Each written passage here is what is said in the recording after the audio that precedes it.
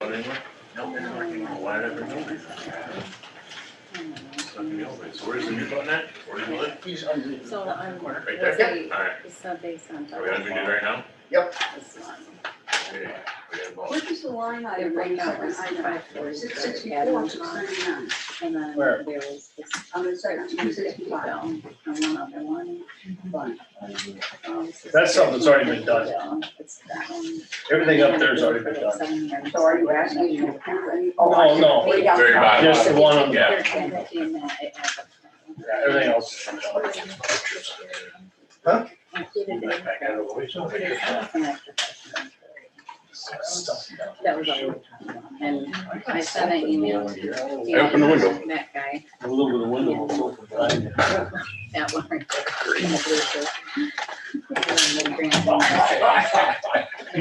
All right. Real beer on, two window. That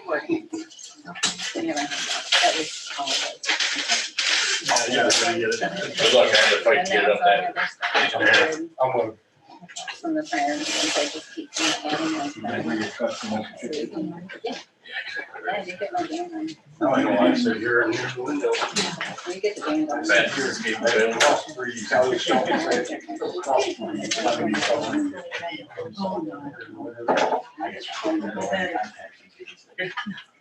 That's the jam done. Or do you want to show off? I don't Do know. I wanna show off? You can sit around the floor there, Carolyn. Carolyn, you wanna just sit on the floor? This one's dead. Okay. It's just- Remote to the. Okay. Right, or remove all. How about I get two minutes? I don't know, let's get started. Dear Heavenly Father, please help us to make the right choices for the people of Oconee County. Amen. I pledge allegiance to the flag of the United States of America and to the republic for which it stands, one nation, under God, indivisible, with liberty and justice for all. Welcome, everybody. We'll start with the roll call. Lemon. Here. Small. Here. Reggie. Here. Thompson. Here. Stockton. Accept the motion to approve the minutes from the July 7th, 2021 regular meeting. Support. Any support? I'll support it. Okay, so we got a motion by Bill, supported by Dan. All those in favor? All opposed? Motion carries. All right, we will start with public comment, limited to 3 minutes, please. Start right out here. Hi, I'm Mark Bowen. I live on the sandbar on Hubbard Lake. Okay. And we are looking, me, as I'd say we, it's the 10 houses that are on the sandbar, are looking for some type of support or help from you guys to create mooring laws or something that stop the chaos and the mayhem that goes on out there. It's just, I can go on for hours and hours of all the different horror stories that's going on out there, and that still goes on. The reason why I'm here today and the reason why we're flared up again was over the 4th of July this year was real crazy. We have those 10 houses have probably been the most turned over houses in the county for the last 40 years. I bought there 6 years ago, and since then, 6 of the 10 houses are been up for sale and sold. On the 4th of July, I wasn't there. We chose to leave on the 2 holiday weekends that are bad there, go with the camping with the family. But the newest neighbor, he ended up telling his family, which he had about 30 people there, to let's wrap things up, leave, and get out of here. He put his house up for sale, and he's only been there for 3 years because it's just so bad. The music, the chaos, it's just crazy. We got the buoys put up. The buoys gave us an egress because we couldn't even get off of our docks. The buoys were put in originally, I think, in 2000 or something like that, 99 or 2000. Then they, for some reason, they stopped putting them in. And then we bought, and it was chaos the first year we were there, which was in 14. And I called the DNR up and asked them, can we get a buoy? He goes, you guys got them. You just got to put them in. Well, then I found out that's what it was. So I chased them all down. We got them, and we bought the homeowners bought a bunch of new buoys, and we put them in.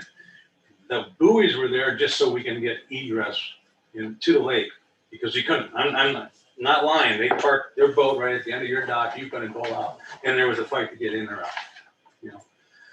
What I'm hoping for is, and we tried the buoys and say the coexist, and it's gotten to especially it seemed after last year, after the COVID, honestly, and it's gotten even worse this year.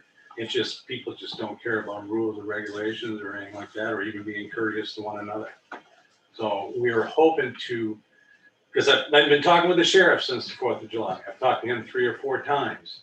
And we tried a noise ordinance through the township. The last sheriff came to our township with Caledonia and told the township, I ain't gonna enforce any noise ordinance or any ordinance from a township, because we don't. I got thinking about that, and I talked to the Sheriff Stevenson here just probably last week about the same thing, and he says, we don't have any agreement with any township to take care of their ordinance, which, okay, I understand. He goes, it's anything that happens that he can do is gonna have to come from you guys to assist us. Yeah, we're only 10 homes. I talked to the DNR quite a bit. He's actually a friend of mine. He says this is the only, in this whole county, that little stretch of land, that 1,000 feet of land is the only problem that he has with these issues. I mean, and when the township was trying to do a noise ordinance, they were trying to do a noise ordinance for the whole township, which, okay, great. And I don't know, the minute you get into that, you're gonna get into a lot of, arguing and fighting with everybody. You guys are lawmakers. You guys can make just this little section of land that we live on a no mooring section or something like that. No mooring without permission of the landowner in front of it, stuff like that.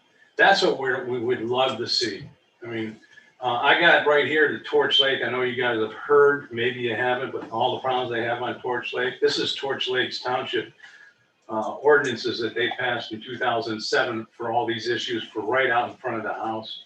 I don't know who I want that, you know, but I mean, we really, it's gotten to a point where it's crazy. The music that they were playing that caused my neighbor, good, great guy, to tell his whole family, let's wrap up and get out of here, was so vile and disgusting. And they weren't just playing it one time. They kept on repeating it. I don't remember the name of it, the song, but he wouldn't send it to my wife's email because he wasn't going to send that to a woman's email. That's how bad it was. I can get you that information, but it really doesn't need, it's not needed. That's what I do. And it wasn't just that song. That was the worst, but it's all the songs and the volume that's there. It's just crazy. And I wish it was only 2. And that was how I talked to the sheriff. He says, well, it's pretty much just 2 weekends a year. No, it's not. It's every warm day. I left there 45 minutes ago, and there was 2 boats parked out there already. So it's an ongoing all summer long thing. And for the most part, it's okay. For the most part, it's during the week and that you see families out there teaching the little kids how to swim or even water ski or tubing, and they use that as an anchor base. That's all great and dandy, that's fun. It's actually enjoyable to watch. But then you get everybody else that comes in and does what they want. And they've been doing this for 40 years, and that's their argument. We've been doing this for 40 years. Well, slavery was around for a long time too, and you guys were very bold last year when you told the governor we're not going to, go by your rules and regulations. I hope you're bold with this and help the people on the sandbar, because I don't think anyone's ever come to the county in the 40 years and asked for something. I honestly don't. And I know from my past that when I talk to people of leadership or whatever, they don't know stuff's happening unless someone tells them. And probably, there's stuff happening, but how bad it is, like I said, I could go on for hours, defecating on our property. I was in my daughter's house, who they sold 5 years ago. 4 years ago, they sold. I was in my daughter's house and had a guy walk in his house and jump on the couch thinking it was his house. He was so drunk. I had to escort him out. So I would appreciate if there's something that you guys can do and look at, and I would be more than happy to help and dig up more, more stuff or whatever. I don't know where we go from here is what I'm getting at. Okay. On the buoys, there, I think that ordinance or whatever is on the buoys is 100 foot from an end of a dock. It's right now 100 foot. I've talked to the DNR. Are them buoys out 100 foot right now? Yes, they are. Oh, Yeah. okay. I put the buoys out. Oh, okay. Okay, the reason why is I'm probably about the youngest one there, and I'm 60. Okay. But I put them out, and I go at 3 points, the 2 ends and the center point, and that's where and the DNR said to keep a straight line. Okay, the buoys, like I said, were put out there, and so allow us to get our in and out and use the lake like everybody else has to. We're the only one in this county, but I mean, this is a problem in the state. Every major city, every major lake is in the state. So, but I mean, it would be great. Like I said, a mooring, no mooring in front of your house with a residency without permission. There's 2 other sandbars on the lake, by the way, that they go to when the winds are wrong, or they go to, that they can go to. They don't need to set up here and do what they've done. Yeah, the other 2 are pretty secluded. Yeah, there's no houses within a half mile of them. And they do get used every weekend, just like ours do, but I mean, it would be, I gotta ask a question. Are they violating the buoy line? no, they're They just, stay farther up. they are violating that this year. So they're coming in. Yeah, they're faster, right? inside, and that's Okay. I don't know if the Marine Patrol can write up that violation. They seem that they can't write up much from the county. Yeah, I was But thinking. Jeff can write them up, the conservation officers can, and they will, but you got 2 conservation officers for 24 hours a day, 7 days a week for this whole county, and they're only allowed 40 hours of work. So, I mean, it's hard to regulate, and you can't tell them to, stay on the sandbar and walk away, so. But no, they're this year, last year they violated, and this year they violated, and the biggest thing would be noise. It's just, I mean, last weekend, my grandson was up last weekend, 9-month-old grandson, couldn't go to sleep because the windows were rattling. Yes. And it'd be amazed, you're assuming I'm talking about young people. The one that was doing last weekend is over probably 65 years of age. Yeah, supposedly a pillar of the community too. But the bad music comes from the young groups. Okay, the vulgar, and then, like I said, I was a good example of noise carrying across water was I was out fishing yesterday morning before daylight, and I was a half mile or more offshore, and I can hear the birds chirping. Yeah. Oh, yeah. So I mean, the only thing that stops noise is a barrier, and there's no barrier between them and us. And the other thing they have is concerning the noise. You got this guy playing country, you got this guy playing rock, you got that guy playing hip hop, you got that guy playing rap, and they're all trying to blast each other out so they can hear it, and all we do is get the pounding of every song. And I'm not lying about the windows rattling, they rattle. I think we got a pretty clear picture for what you're. I appreciate it. We appreciate you coming in and let us know. Okay, and is there something that you guys think you're gonna be doing or can do? I can't speak to that right now, but we can discuss it between ourselves later on, and if you have some contact info, we can get back to you. Okay, Dan, you still got mine? Yeah. Okay, I appreciate that. Thank you. You're welcome. Thank you. All right, thanks, Mark. Any other public comment? Nope, I got something. Excellent. All right, so, thanks for having me in or hearing from me this morning or this afternoon. After going around the county, I suppose everybody has probably seen it. The gypsy moths are absolutely crazy and out of control. I've had several people contact me saying, what do you think we should do? What can we do? Can we do anything? So I did a little digging, I did a little searching. I talked to Adam a little bit about it. Several other counties have gypsy moth eradication villages on with coordinators. I did talk with Bay County and Midland County and Montmorency County. I had a very good conversation with the gypsy moth coordinator in Bay County. He sent me a bunch of bullet points that I'll give you guys. Sample millage, language. Their millage is kind of unique. They do they'll go out in the fall and count egg masses. If they don't think they're gonna have a problem, they don't levy the millage. So they only use it if they think they need it. I know way more about gypsy moss now than I ever needed to, including, in case anybody didn't know, in the political correctness world that we're in now. So the gypsy moth on July 10th, the Entomology Society of America decided we can no longer call them gypsy moths. They have to be called Sardia dispar because it's offensive to the gypsy population. That's no kidding. So they aren't gypsy moths anymore. I digress.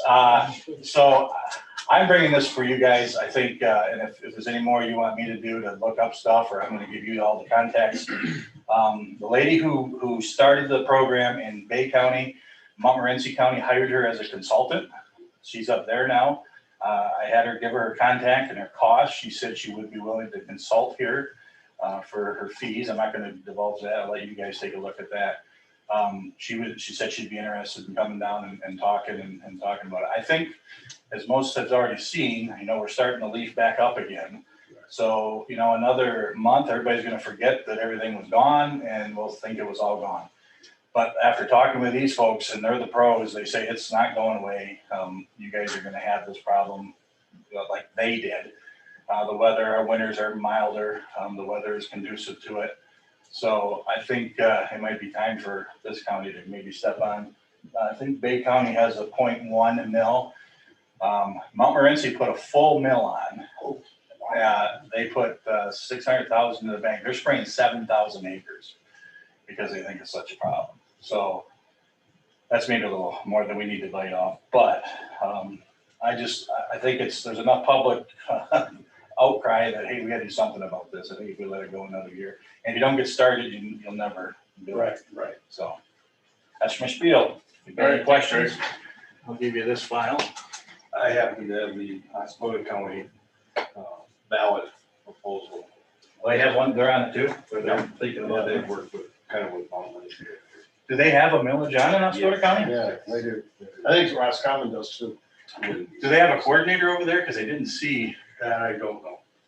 Yeah. It kind of takes a coordinator or somebody who can kind of manage the spray guy. And I don't have it with me right now, but I will get it to you.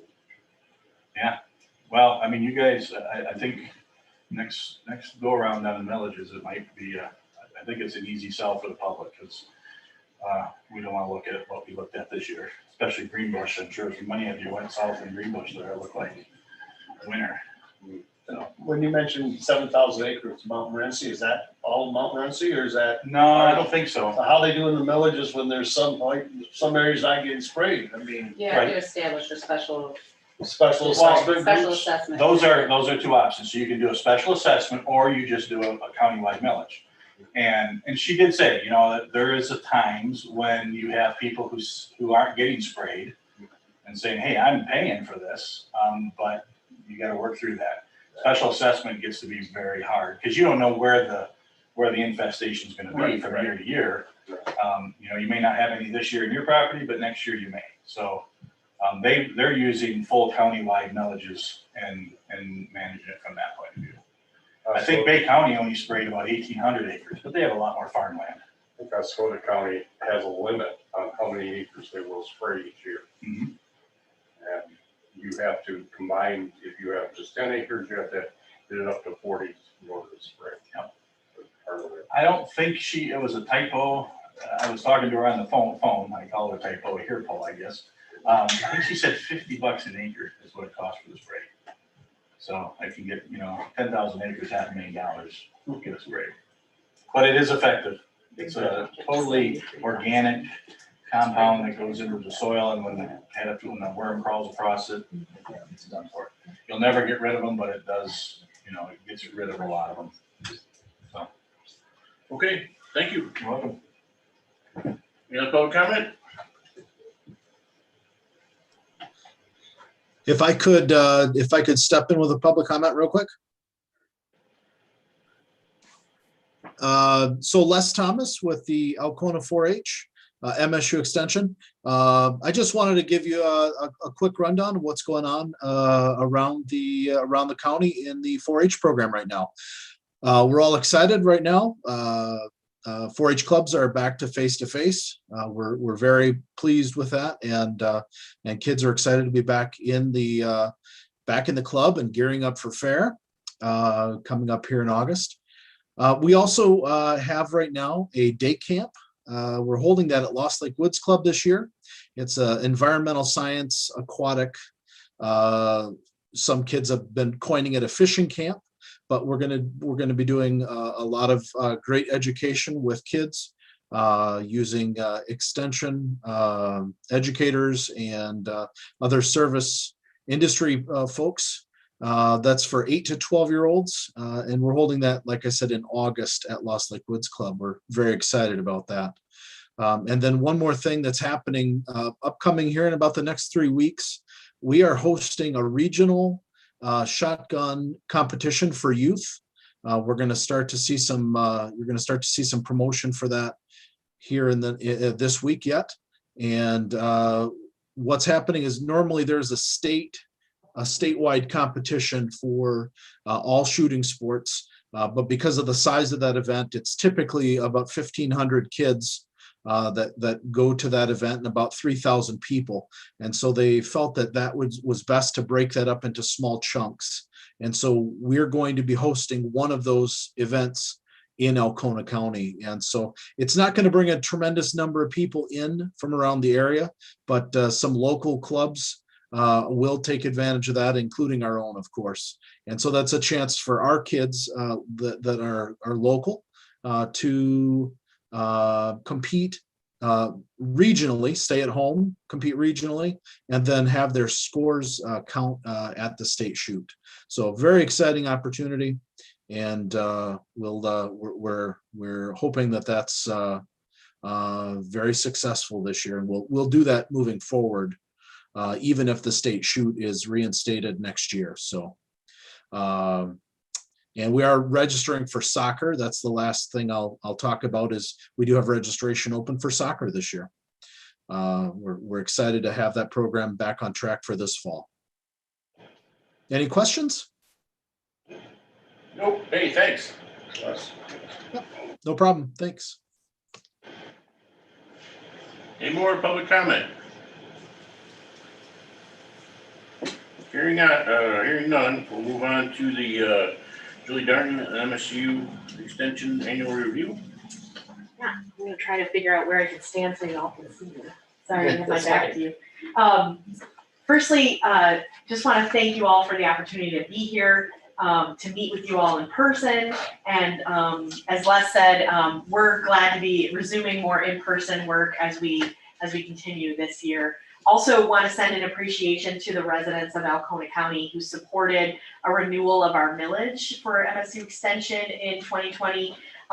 We know that that's an investment in our programs and in our capacity for education locally, and we want to do the best that we can to meet the needs of the residents of Alcona County. Really appreciate Les letting you know what's going on as we resume our in-person programming. And the opportunity that I have today is to really review what happened last year in 2020 and to talk to you about some of the outcomes that we have. You all have a copy of our printed annual report, which is, we've tried to condense down, although I am kind of wordy, so I'm going to keep an eye on my time as well, and just be mindful of that. But really was a year unlike any other that we've seen. And we were able to meet the needs of the community by doing some different ways of engagement and remote work and some different things like that. Alcona County residents attended more than 90 programs that we offered virtually and in person at the beginning of the year in 2020. And we look to continue in the future doing both in person and remote, because we recognize that although connection can be a difficulty, when we can make that happen, we can tie residents of the state together in ways we never have before. And especially as we approach winter months, the opportunity to have educational opportunities without having to go out and challenging road conditions or dangerous weather. We want to meet people where they are and do our best to connect people. When we look at our 4 focus areas, the first one that I'm going to talk about is improving health for individuals and families. We've continued to deliver nutrition education, including teaching people how to cook. Yes, we did do that virtually. And we also did education with youth through our programs. And Michelle Luttrell, who's joining virtually today, she serves Iosco and Alcona counties. She actually did one of her first in-person classes yesterday here in Alcona County at a senior center. So we're going to be working to do both virtual and in person where we can to meet the needs of our communities and our audiences. We taught a lot of food preservation, which was really valued here in Alcona County, continuing to teach people the techniques and kind of the rules for preserving their own food.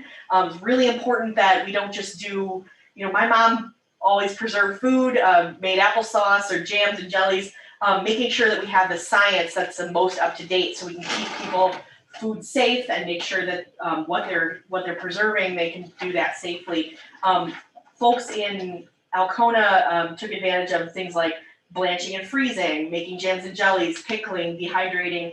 Our instructors will continue to offer those classes and help people answer questions about all kinds of things, steam canning and pressure canning, all kinds of things. We even taught preserving fish and venison, which not a lot of people may do through canning, more freezing, but it's good to know all the ways that you can do that safely.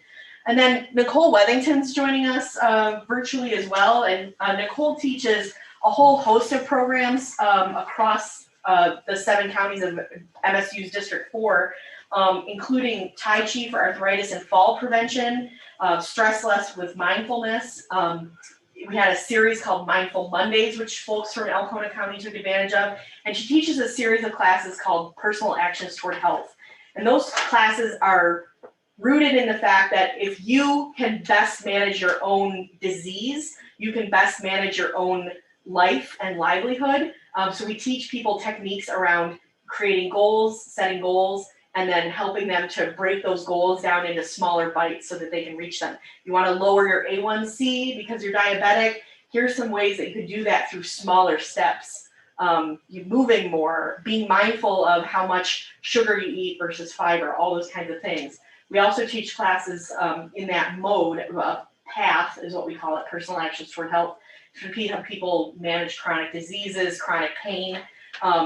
And this helps, especially the chronic pain class can help keep people from having to use pain relievers and opioids, which we know have dangerous side effects or can have consequences of increased addictive properties for some people who use them. As you know, we've heard from Les. He is the person who manages our 4-H program and coordinates the 4-H program here in Alcona County, and he's continued to serve this county. Last year was his 20th anniversary in 2020. He's continuing his long career here, serving the county that he grew up in, and I know very proudly. He's continued to do his book giveaways, promoting literacy with the youth of Alcona County. He figured out a way to do that contactless last year, where families who were coming to pick up lunches at the school could also get books for their kids. They basically could pre-order and have their order ready for them when they drove through. The annual report features a picture of his, his pickup truck sort of store set up here. And we also offered a class statewide called Home Alone Safely, which taught kids whose parents had to work outside the home during the pandemic, how they could be safe at home because schools weren't open. So it taught them skills about how they could use the stove and be safe doing that, how they could manage their time so that they could, maybe mom left chores or grandma left chores that they needed to get done by the end of the day, managing their time, thinking ahead, and also preventing, or being ready for if something goes wrong in the home. So we actually engaged 911 dispatchers from around the state to join the class about emergencies and talk to kids about, okay, if you need to call 911, here's what you need to know. We even had worksheets set up so that the family could fill it out. Here's the name and age of each kid who's gonna be in the home. Here's the number to call. Here's the responsible adult's phone number that I need to give 911 so they can contact someone. And even things like just being calm in an emergency situation. Someone reported that their sister fell on her bike and scraped her knee, and the older sister was able to keep the younger sister calm while dad went and got the vehicle so that they could drive home. They wouldn't have known that skill if they hadn't taken the class. And parents appreciated the peace of mind that it gave them to know that their kids were ready to be home alone. Maybe they never had been in that way before for long periods of time. We had fun with kids, even virtually. We did, things in a box. We did a summer camp in a box. We did a gardening kit that kids could pick up and take home and try new things. We did, everybody watched a movie and then got together and talked about it through some different experiences, like one called Movie Magic, and even teaching kids how to turn things in their pantry into a spa experience. So things for every different kind of kid. And in addition, we're going to continue to we're so proud to work with Alcona Community Schools and the leadership there on things like the makerspace and a science series, and we're going to continue to offer those things in person. I know that Tracy D'Agostino couldn't be with us even virtually today, but she really values the opportunity. She's one of our science educators, and what's really great is some of the things that she develops with kids here in Alcona County, she tests them here to see if they work. And then Alcona County really is an engine of those ideas because of Tracy's work with kids and with the makerspace at Alcona Community Schools. We've worked on helping decision makers to make good decisions. We've promoted and supported the tourism industry across the state. One of the innovative programs that we came up with for that was to interview tourism leadership and owners of businesses across the state and have those interviews shared so that people could learn from each other's successes. So we had our staff in the Upper Peninsula talk with people who work in tourism industry there, and people along the Huron coast and the Lake Michigan coast talk about how are we keeping tourism active even in an era when people are maybe hesitant to go out or looking for an experience closer to home. And we'll continue to think about how we can support that industry. We do product-centered counseling with businesses that are involved in food and agriculture. And we work with people who are interested in buying homes to do homeowner education, teaching basic finance, preventing foreclosure, and even a program that I don't know if you've ever heard of called Who Gets Grandma's Yellow Pie Plate, which is developed by one of our cooperative extension states that we are connected with. Really teaches families about how to manage the process of sharing the assets of a family member, how to create a process where everybody has an opportunity, or to create a process that will work for a family. So we can pass down things without conflict and hopefully head off some of those things and help elders in our community plan for their estate and the valued treasures that they have, including those pie plates that everyone wants to keep hold of. And then here in Alcona and around the state, we've always worked to support food and agriculture with research. And in Alcona County, we had people attend our virtual field days. This meant that farmers they weren't gathering in the same way that they were in the past at farms, but they were able to tune in basically and watch a presentation where someone was in the field and were talking about issues that matter to them.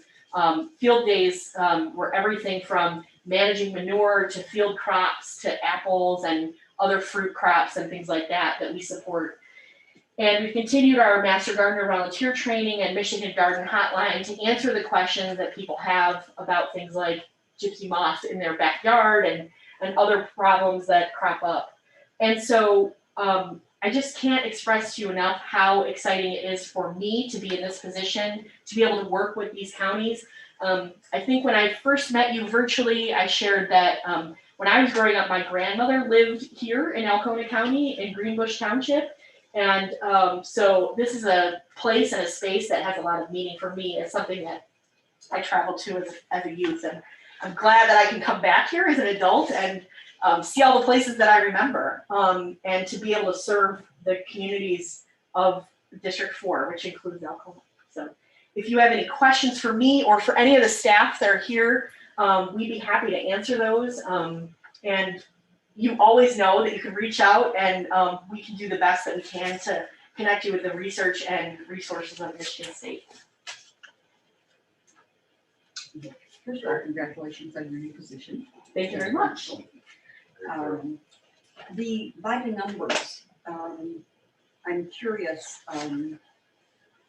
the $1.5 million, it says economic impact, but what kind of economic impact? I mean, Yeah. what's that? Yeah, so that's a really interesting number. The university goes through every transaction that they have and ties it to a physical location. So $1.5 million is tied to all of the money and salaries and other expenditures that we've had for that is connected to Alcona County. So we have more staff that I know we have more staff than are housed in Alcona County that are connected with Alcona County. That So, would be divided among all the counties that they serve. well, Would it not? and each county has their own number. No. So 1.5 million is what they can tie directly to Alcona County. So that's every contract, every salary, every dollar that's spent that we can tie to a physical geographic location. The 300,000 that is the disbursed for college students for financial aid for college. It says it's from MSU. Is it from Extension or from MSU? No, it's from the university. From the university. Yeah. So those impact numbers, there's a website called MI Spartan Impact. And you can really dig into regionally and by even, I think by zip code and congressional district, if that's interesting to anyone, what the impact of the university is for the entire state.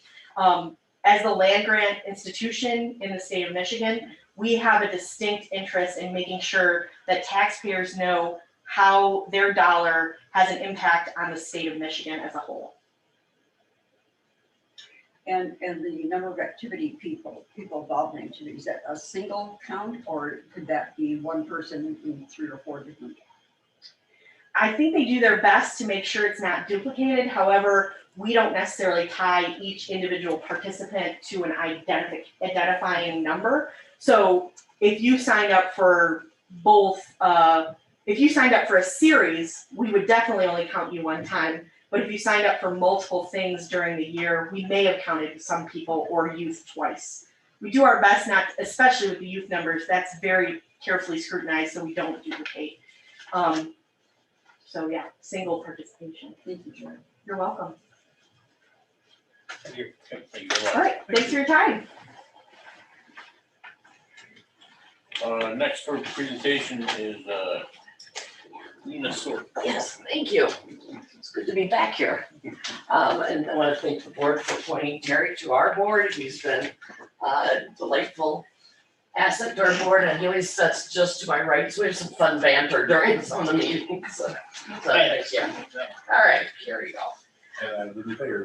No, he didn't. Just to give you a little bit of a report on our organization and how we've done for the last year. We've counted July to July. Every month we have a rolling count for the year. So unduplicated people served since July of 2020 in Alcona County was 258 people. And that's the specialty populations, people with serious persistent mental illness, children with serious emotional disturbances, children with Medicaid who have autism services, and adults and children with intellectual and developmental disabilities. So I had a great 6 months of a new director before COVID hit and the world changed and our organization changed. So I had a quick learning curve. But what I want to say is we did not close our doors throughout all of COVID and the shutdown. We continued face-to-face services. We became very ambidextrous, and people that didn't want face-to-face, we figured out how to provide services with audio or virtual or going out to their house and providing services through a window or a door, especially the mentally ill folks to make sure that they weren't decompensating, their hygiene was good. So we found all kinds of ways to take soccer chairs and sit outside and do sessions outside so we can continue to have human interaction with people that were seriously mentally ill. And I think the proof is in the pudding of how we did it. We had no suicides throughout COVID in any of our 4 counties. Yeah. And we had 9 group homes, AFC homes, and we had no COVID positive residents at any of our group homes. So we got a lot of attention from the state for that. Because yes, yes. And that's a very medically compromised population if they're in our group homes. So I knew if we got COVID in there, we would lose some people that would probably be in a hospital or on a ventilator or dead. So anyway, so I just want to say I'm very proud of, I've always known our staff was resilient, but I had no idea how resilient they were until this pandemic hit. And because I said, we're gonna continue to see the people that we need to take care of. And services continued pretty seamlessly throughout it. The only thing changed was our crisis services. The hospital wouldn't let us in the ER anymore, so we had to do those tele, but that's their decision, not our decision. So anyway, we hopefully, knock on wood, we'll continue that trend. Some of the things that we're looking forward to this year, I've got the name of Mgt, and I know he's interested in suicide prevention. We are targeting Alcona County this year for suicide prevention. So we'll be reaching out to the schools and the Mike and see how we can provide some services.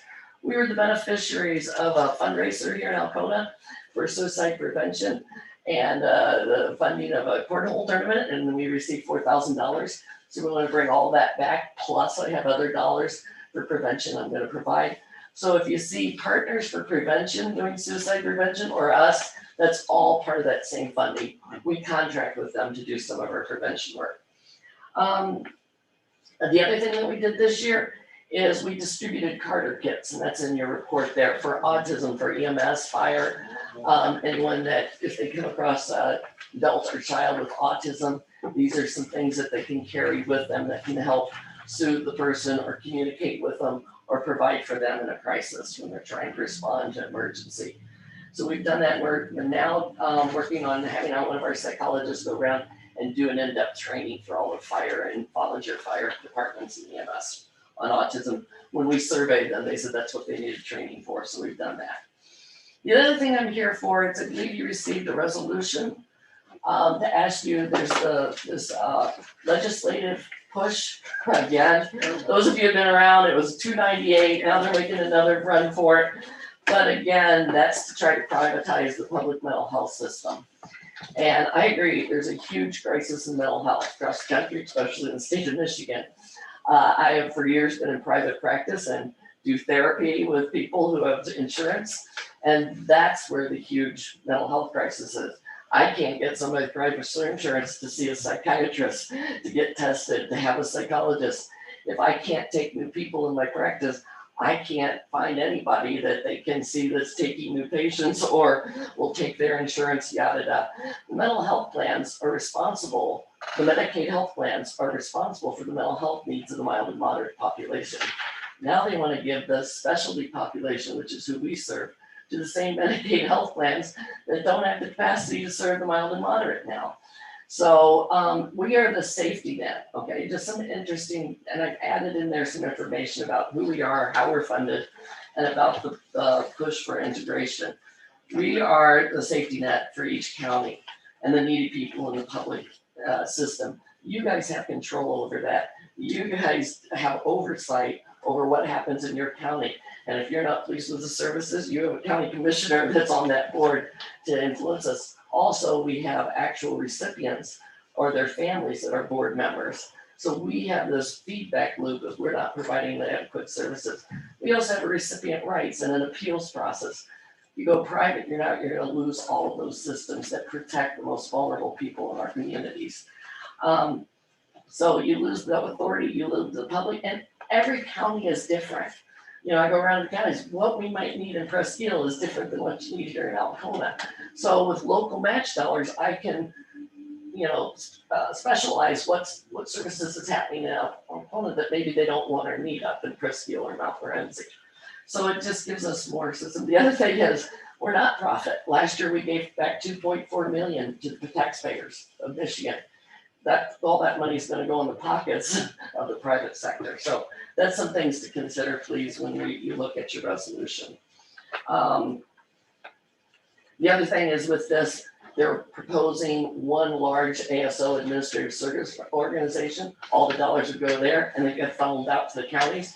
Well, it'll be in rural. We're gonna get the scraps. They don't care about the voters up here because we can't influence anything in Lansing. So I just hope we keep it private, or we're pushing for a rural exemption, which would exempt all the counties in the NMRE, which is 21 north of 55 to the bridge, shore to shore, and the UP. So we're joining together with the PIHP and the UP to try to do a rural exemption if this gains momentum. But I really hope you consider the resolution today.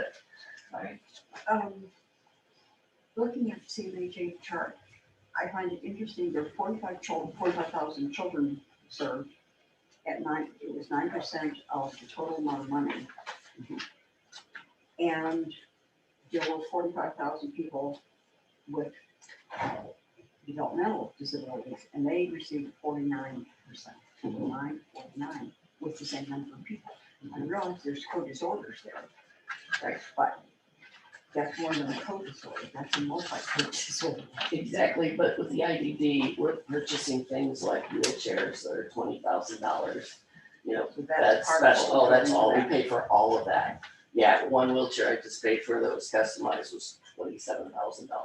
So that's why the discrepancy. Children with serious emotional disorders, the MI side, we have a case manager that provides their services, so I'm just paying their salaries, which is a huge difference, okay? Yeah. It was. But good catch there, yeah, good catch there. All right. I would share, you know Dennis Priest? Oh, absolutely, no, for years, I worked for Catholic Human Services, when I first got Anita and Sue Winter and Dennis, yeah, they're all my cohorts. Back in the late 80s, when I was liaison to substance abuse, I remember standing at a chalkboard after a NEMSAS board meeting. Yeah. With Dennis Mhm. and with Roger Fry. Yeah. And He's still on our board. they were taking apart, I mean, at that time, the state was attempting to take apart the substance abuse element and put it into CMH and then knock it. And it was, Yeah. and Dennis said someday they're gonna take the whole thing out. Yeah. And I feel I'm very much in favor of the resolution there, and I thank you for it. It would not be good, I don't believe, it would be good for our people to allow this to go into private hands. I think we've got to make every reasonable effort we can to keep this, so you continue to have a job. Thank you. Well, I was gonna say, I've worked for organizations and private practice, I'm not concerned by that, I'm concerned about the people we I'm serve. concerned for your leadership. Yeah, and the people that we serve, absolutely. We've never gone to be licensed as a primary substance use. Right. No. Because we have great respect for Catholic Human Services, their expertise, and we don't want to compete for that same amount of funding. So we coordinate with them and contract with them when we need to. Any other questions? All right, thank you very much. Thank you. Next up is Melissa Cordes, Register of Deeds Quarterly Report. Review.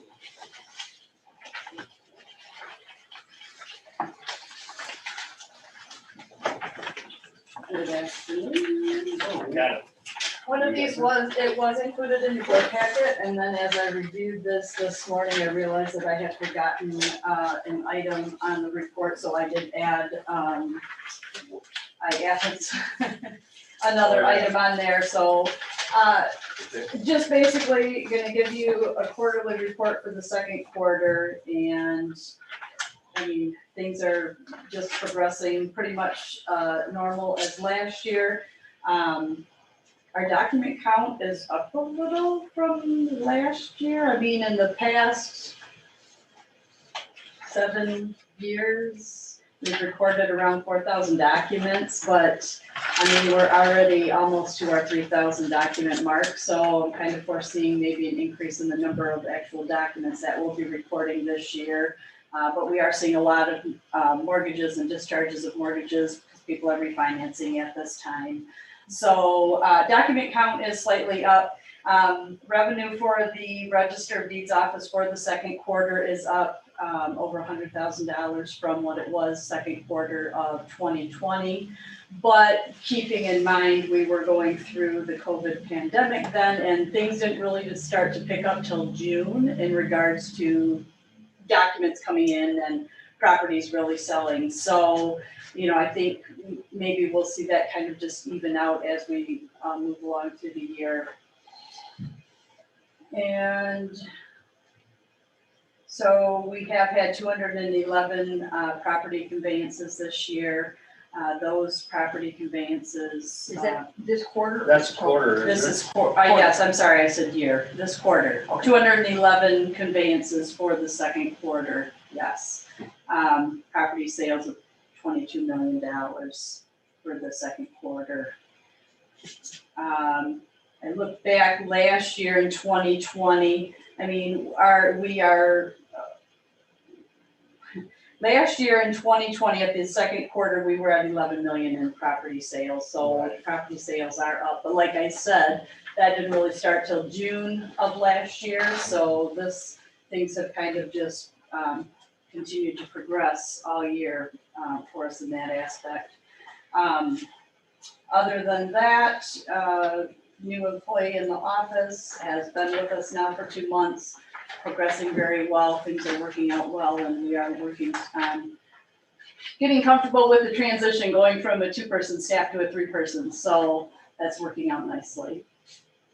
If anyone has any questions. I do, Missy, help me understand, for June, we had the least amount of recorded documents at 422, yet we have the greatest number of property sales. Those seem to be in conflict to me. Help me understand that.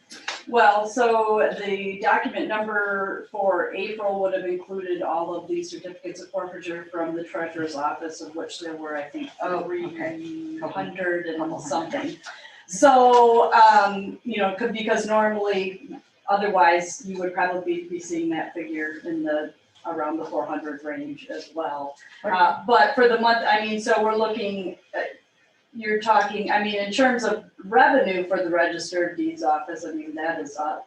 There's just been more property conveyances and the sales of properties have increased. I would have thought the number of documents that you handled, the 400, just looking at June, the 422 documents, which is the least number of documents that you handled during that quarter for the months, created by far, the greatest number of property sales, 96. I would have thought, because your April, if you took out what you had handled for the treasurer, you probably would be at 350 mark or something like 375, so maybe even 400.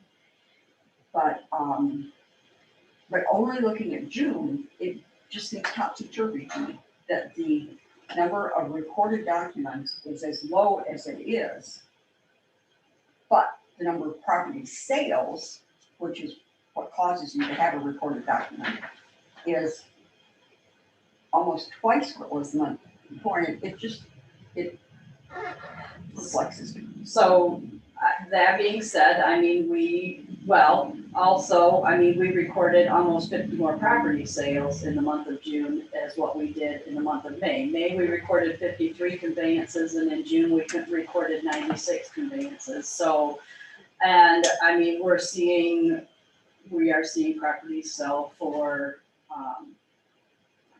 quite large amounts of money, quite honestly. I mean, it's not odd to see something selling for 250 to 300,000, and I mean, we've seen it in excess of that too. So that's where you're getting that. when you say 96 property sales, but are they all recorded in June, or some of them still have to be recorded? No, those would have been everything recorded for the month of June. So we would have recorded 96 conveyances, and those conveyances total property sales of the 10 million. The market is a lot higher for the It properties is. and the dollar I mean, amounts we're- that are Yeah. hitting Lake Huron. Once people see that they're getting double of what the value is, they're just. And the real estate agents and the title companies are continuing to just bring us more documents. So, I mean, it doesn't seem like there would be much more out there to sell, but I think if something does go on the market, it is off the market quite quickly. And people are paying over and above, you know, values that are there.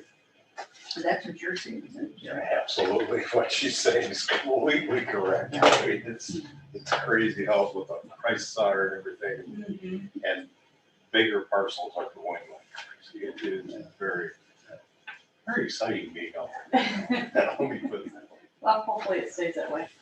Exciting for the seller, not so much for the buyer. Yeah. Buyers are buying though. Yeah, they want it. Sure they are.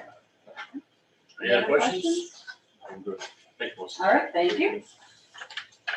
All right, Jennifer, you're up. It's a special buyer that's buying right now though. Not all buyers can buy today. That's But, right. so what I'm here about is executing, the court engages in 2 contracts with our front of the court. And one of them is our CRP contract, which is a cooperative reimbursement program that we use in order to get the reimbursements of the 66% back. Our contract extended from 2017 through 2021. They've added an amendment that they can exercise to just make that an additional 2 years. They will not show the allocation until it's been an executed contract, but it's comparable to what it is what it's going to be. That's one contract. So what I'm asking the board today is to give permission to electronically sign that contract so we can get that executed for the next 2 years. The second contract I am asking for a signature on is our MGT contract. And MGT has provided services in assisting courts throughout the state and the prosecutor's office as well in how we work with our CRP reimbursement program. So it's kind of a hand in hand. They have asked, they have not had any increases for the services. They've cost $4,000 a year since 2010. And they are requesting a $2,000 increase this time. Actually, they aren't asking, they are charging a $2,000. Mhm. And I think if you look at it, that is not an unfair increase over a 10-year span. It probably would have been higher than that if they had done some sort of, moderate one periodically throughout that decade. However, we've already met with finance and accommodated that within the existing budget. So I'm basically asking the board to authorize Adam to sign that contract as well today. I have that contract in writing for you if the board so approves. The other one I would have Donna Spiegel from MGT get with you, just that you have the grant signature. We have fairly good attorneys that are around our county. And the CRP contract, they're saying, we'll tell you what the details are after you sign. And I'll bet there isn't an attorney that we work with that walks through our county building that says, oh, don't ever sign a contract if you don't have all the information and the details. Perhaps. I also know we get 66 reimbursement back on this contract and Yeah, but 66 of what? of what we're spending. What? So we look at our budgets. I know that, but still, it's an unknown factor in the It's contract. extending an existing contract that we already have. I get that, Jennifer. And they have that option to exercise a two-year. I get that too. But to have a blank in a contract that I'm signing and and I will vote yes for him to sign it, but still. I'll make a motion that we authorize our chair to sign appropriate documents submitted by Jennifer. Support. Motion by Dan, supported by Carolyn for the FOC MGT and CRP contracts, authorizing the chair to sign. Roll call? Reggie, Yes. Small, Yes. Thompson, Yes. Gothier, Yes. Brumman. Yes. Motion carries. Thank you. Can I sign this today?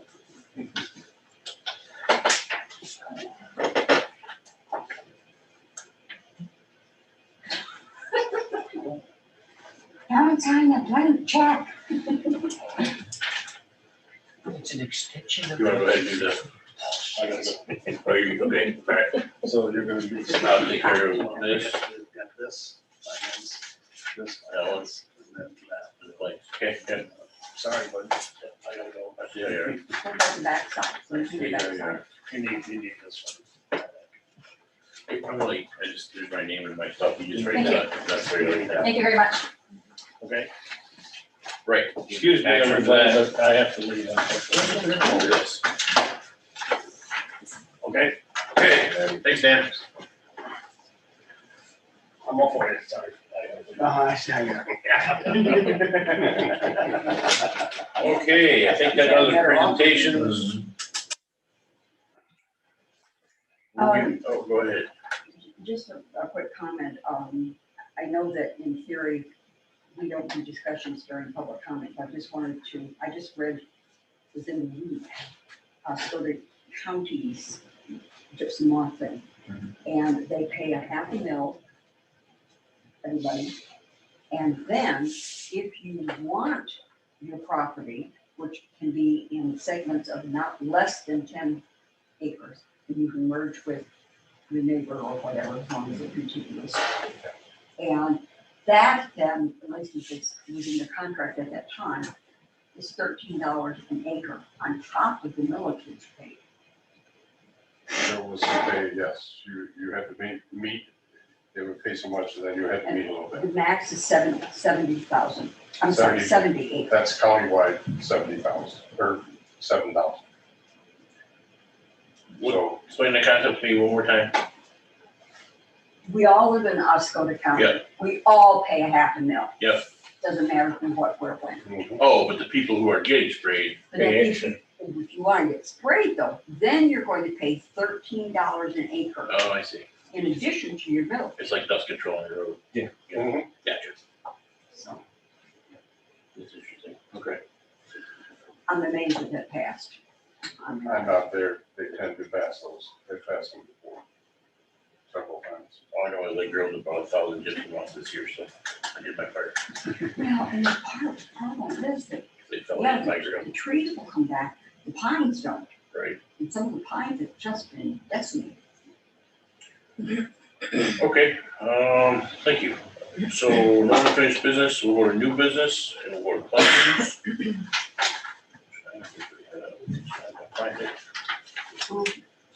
To approve the claims as presented. Yeah, there's a nice little narrative. I don't have it. Yeah, that's the one there it is. You wanna make a motion? I'll do it. Motion to approve pre-authorized claims and open claims presented for payment between 7/7/2021 and 7/20/2021 for check numbers 144-767 to 144-938, and e-check number 1620 to 1623 for a grand total of $671,288.33. Support. You were supposed to support that. She's lost interest. So we made the motion.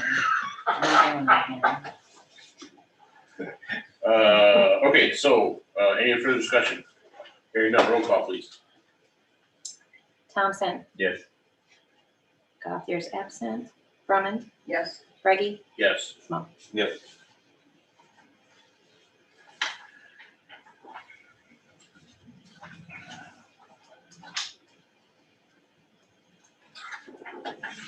Okay, next order of business, Ems Fiber Alliance. That do that under finance committee. We had, actually Doug Cheek had PFN quote out what it would cost to run fiber to our EMS building. We went back and forth a couple different ways.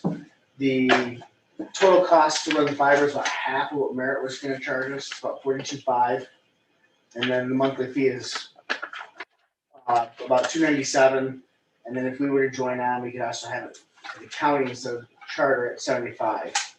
I was hoping that the monies that we got into for the care grant would help pay for this. It seems to be a pretty good deal, and they are just as reliable or more reliable than Merit. who do you get those prices? I give you a sheet. It's 42.5 to run the country mile that it is from Barlow all the way up to EMS building in Harrisville.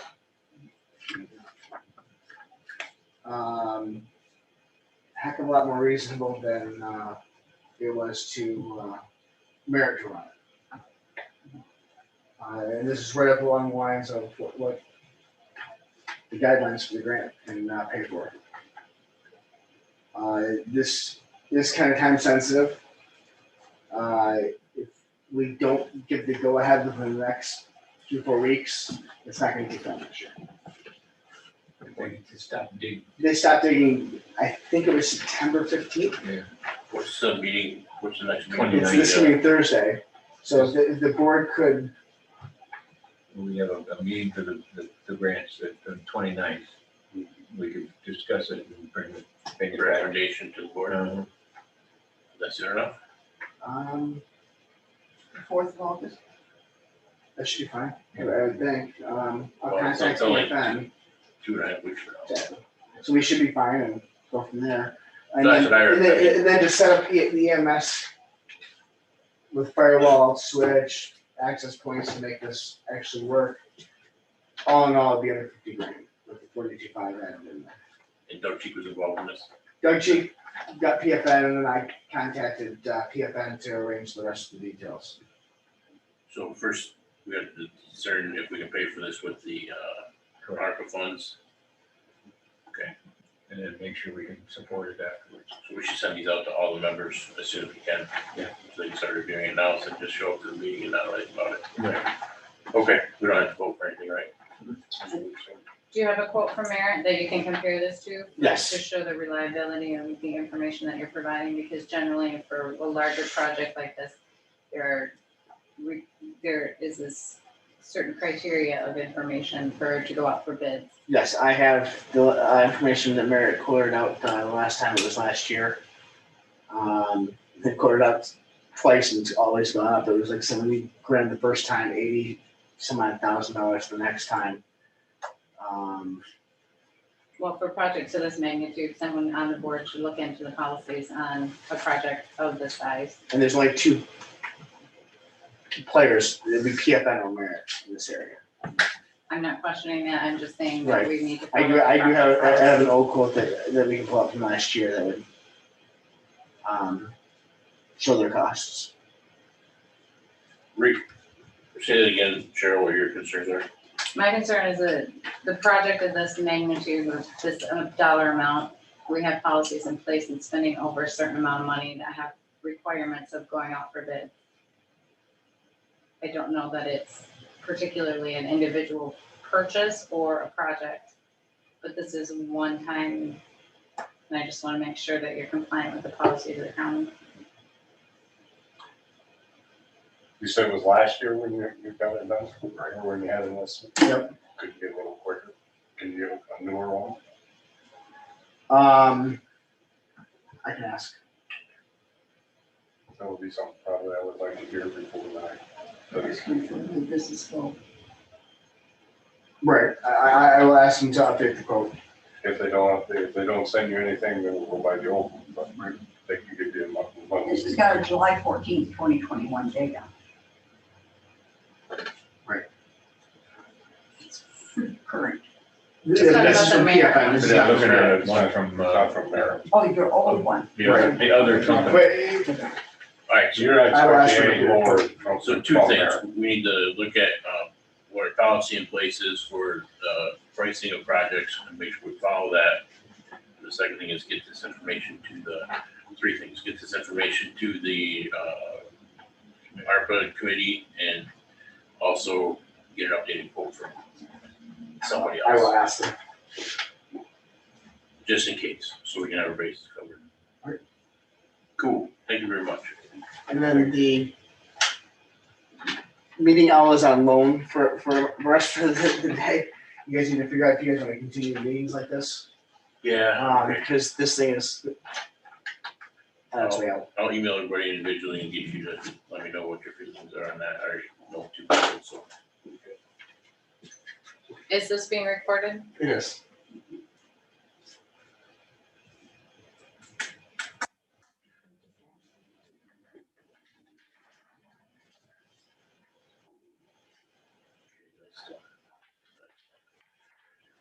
Hey, finance report.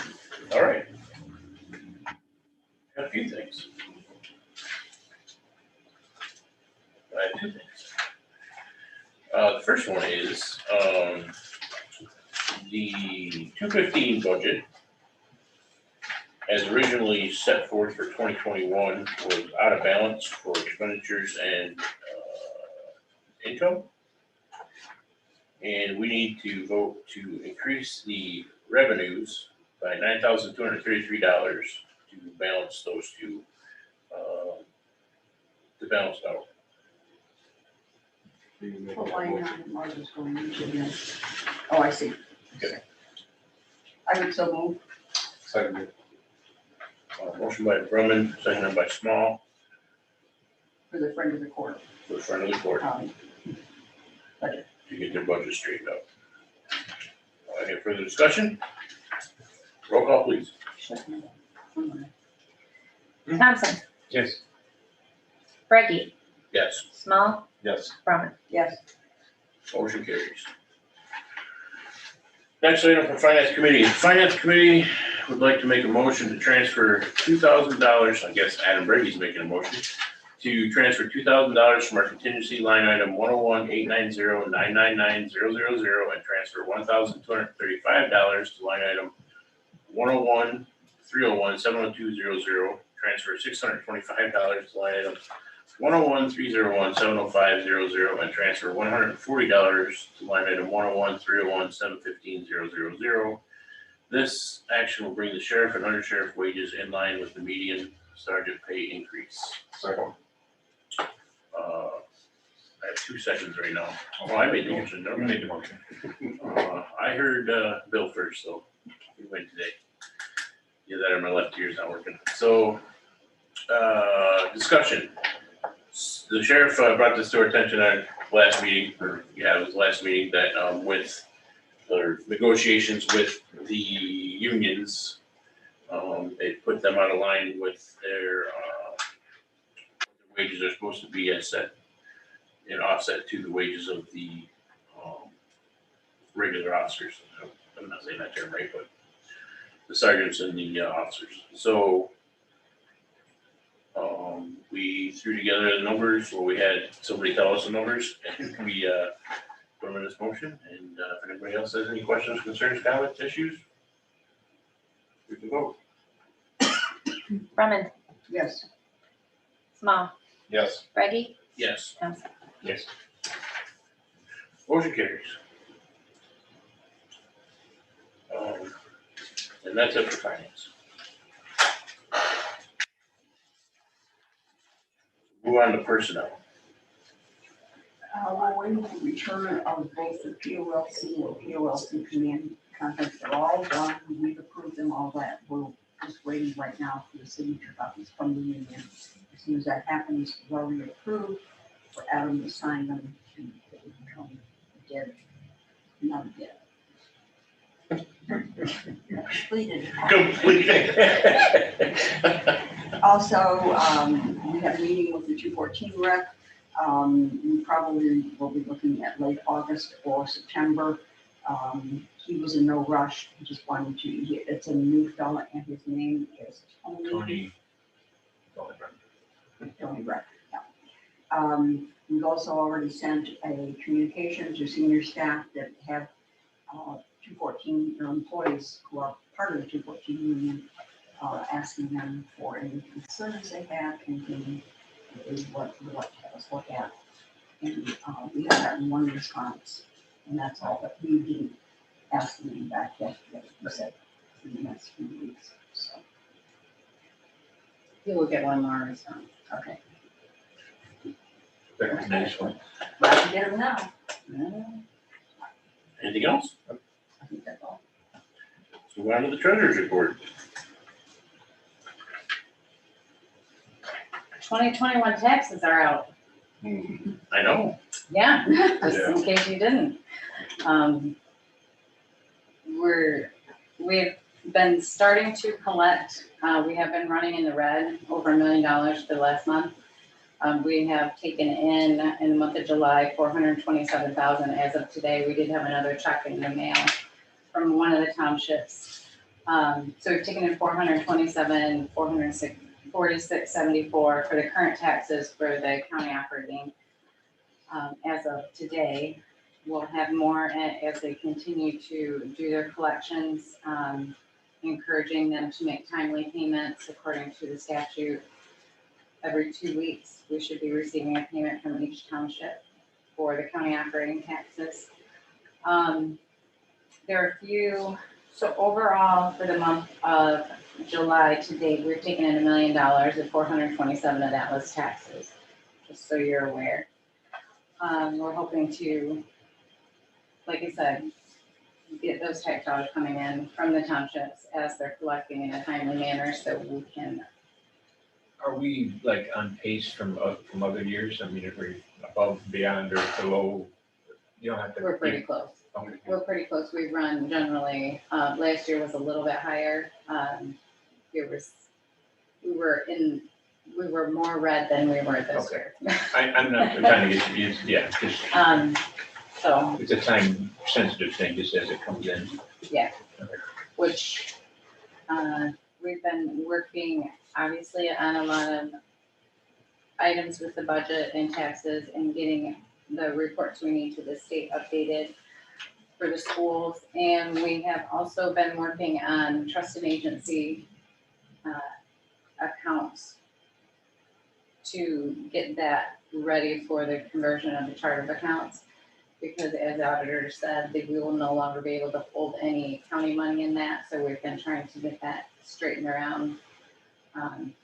And I know Carolyn's been working extremely hard on the chart of accounts conversion. And we're gonna call on the clerk's office soon to get involved as well. But there's a lot of elements to that, and it's gonna be a lot for everybody to kind of comprehend. But I think if we all just kind of work together, both minds about where this is going, it's gonna be uniform for the whole state, and it'll be an advantage to everyone.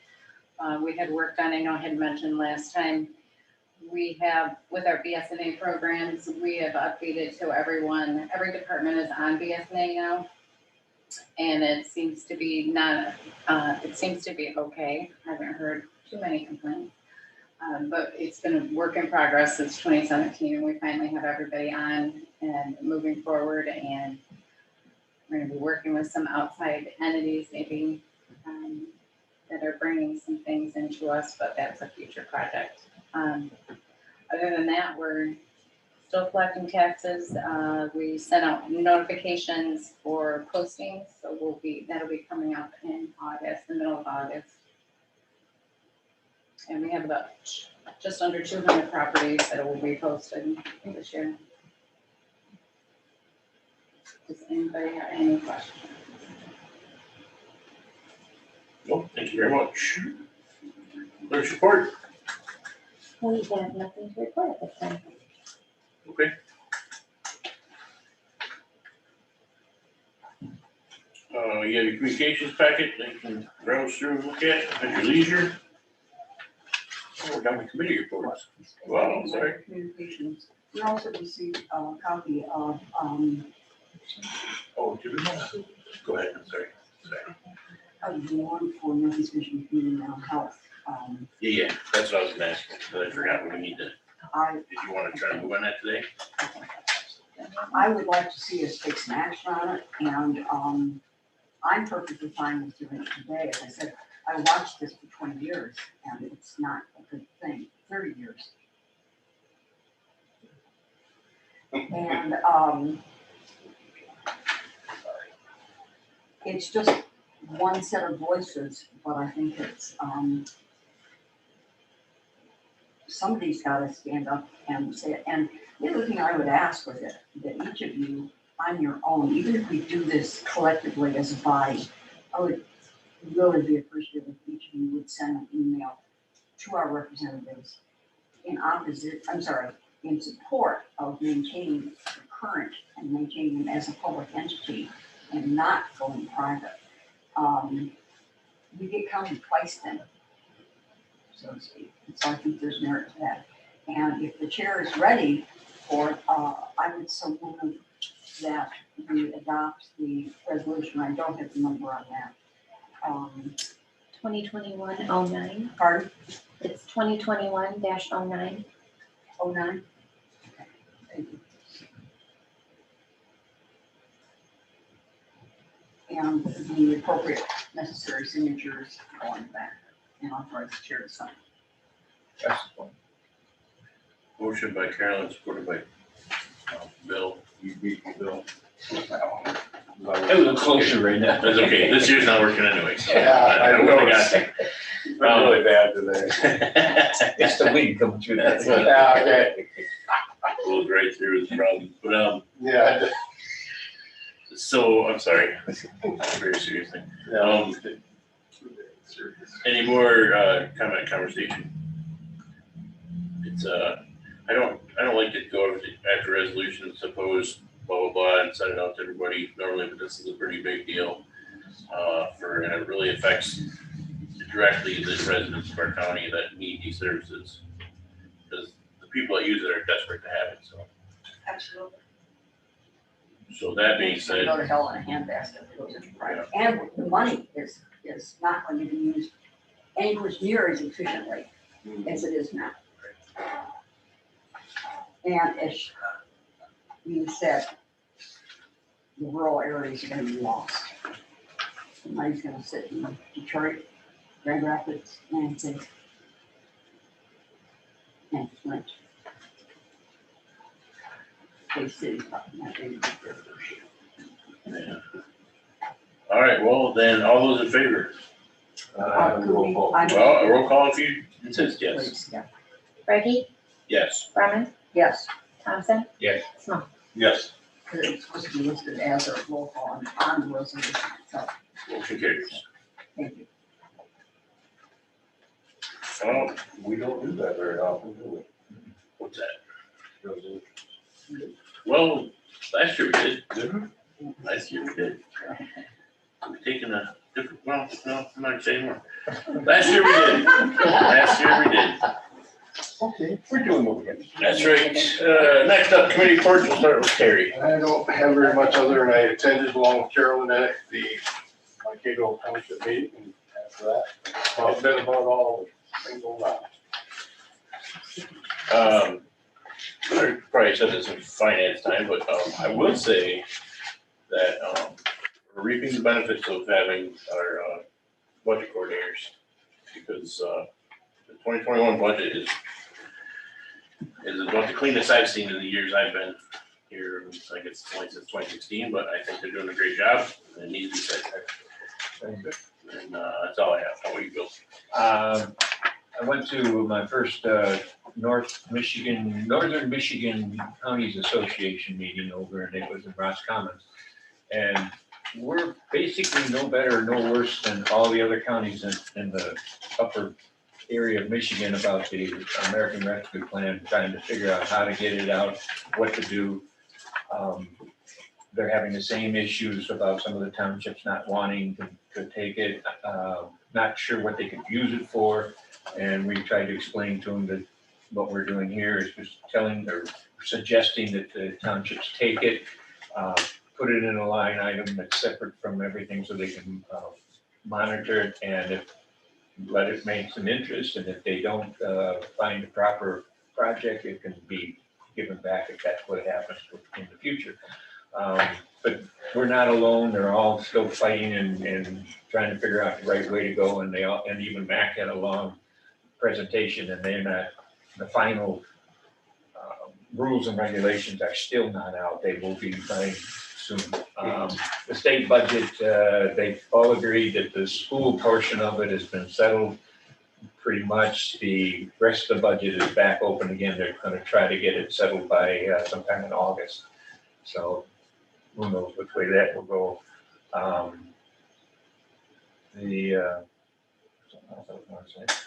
And then we were on the radio over Carroll Broadcasting. They had a town hall type thing down at the Green Fork. And there was quite a few people showed up. There was Dan O'Connor, and they had representatives from the Harrisville Park and the mayor and a few others. And we just sort of talked about the county and the local areas, what was going on. It ran from 7 to 10, and I think we sort of overed our way through most of it, but it was fun. We had talked about the fair and got it going. So that was pretty much today. Good, thank you. Carolyn? Hunt board meeting, at this time, they're a 5-man crew. Alpena City and Alpena County are in transition with the staffing that they're providing. Montmorency is putting another person on. They had somebody on, and MSP has 2 troopers, a sergeant and Lieutenant Sharp.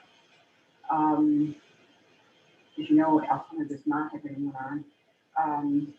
They're going to be changing the reporting format. The reporting format that they're utilizing and have utilized for forever indicates, and as you've all seen, it looks like nothing ever happens in Alcona. It must be initiated by them and their project initially for one to go into that column. In the last quarter, they have been involved in 6 cases in Alcona County that they've been working on. But because they want the initiator of it, it doesn't go into record. So they're now going to be looking at what have we been involved in to a significant amount. That is going to begin to be reflected. But I personally think it's a excellent thing. Because right now it does not reflect what they're doing or how involved they are with a particular county. We have a discussion regarding the liability insurance for the team forfeiture funds. They're being challenged in court in the southern part of the state, and discussion among other drug teams is that perhaps it would be wise to protect those funds. Meth has been according to Lieutenant Sharp was reporting, meth has been the primary drug problem over recent years, but the fentanyl is on the increase. It is a more deadly drug. Much of what's coming in seems to be coming from the southern border and being sent north in our area among other areas in the north. And the primary purpose of fentanyl is to kill. So it's a very critical drug, and it's critical that we minimize any part of it in our area. Sunrise Center usually does not meet in July, and we are not meeting this time. As Terry indicated, went to the Mgt and the Greenbush Township board meetings because of the dockside fire. Greenbush had lost 2 of their board members, and so they reconvened last night. I had a prior commitment. I was unable to go to their meeting last night, but they had the other one. I do not have confirmation on it, but it looks like both Mgt and Greenbush will be moving forward and going after the ARP monies. Greenbush citizens concerned over the gypsy moth, and as the treasurer mentioned, been spending a little time with numbers. I'm here from charter accounts. I don't want to see numbers anymore. And I would be happy to share with anyone the procedure that I'm going through. If you are curious or would just like to know, I'm not asking you to do it, but if you would like to know how it's done, I shared that with, I think I shared it with you. And I've also shared it with Dan, probably why you went. So it really is interesting. But then there are other adjectives you can use too. So that's Fair enough. All right, thank you. I have a last round of public comment. Just need a second. I just want to thank you for passing the resolution and for allowing me to present today. Yeah, you're welcome. Thank you very much. Anybody Internet would like to comment? Hearing none. Commissioner, additional comments and concerns? One just little thing that I did learn, we talk about the resolutions and stuff, but there was a question brought up, resolution or just actually call the senators and so forth, which would be better. And Matt came back with, if you do the calls and emails, there's no way of tracking it. If you do a resolution, it gets reported and they can track what counties are doing what and how. So they were highly suggesting that you do anything, do a resolution to, They don't count the emails.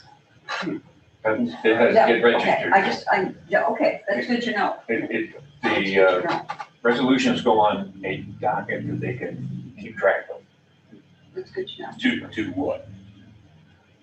If there's a situation that, say, one county's not doing anything, not responding to any resolutions, that they can go and maybe give more information to them or something, so they have what they need. It was just basically an answer. One didn't want to do a resolution, they wanted to write letters or No, call. I understand, but so are you saying, Mac didn't get explain involved to me in, another time? yeah, they didn't get involved in why they track, but Yeah. they do track for all different.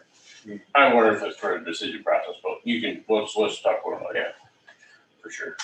All right, any other commissioner comments? That's good, we call that now, commissioner comments.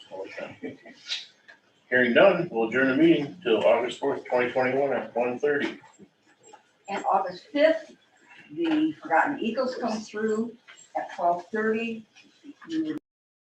Flagpole. Okay, go ahead. 23 and 7.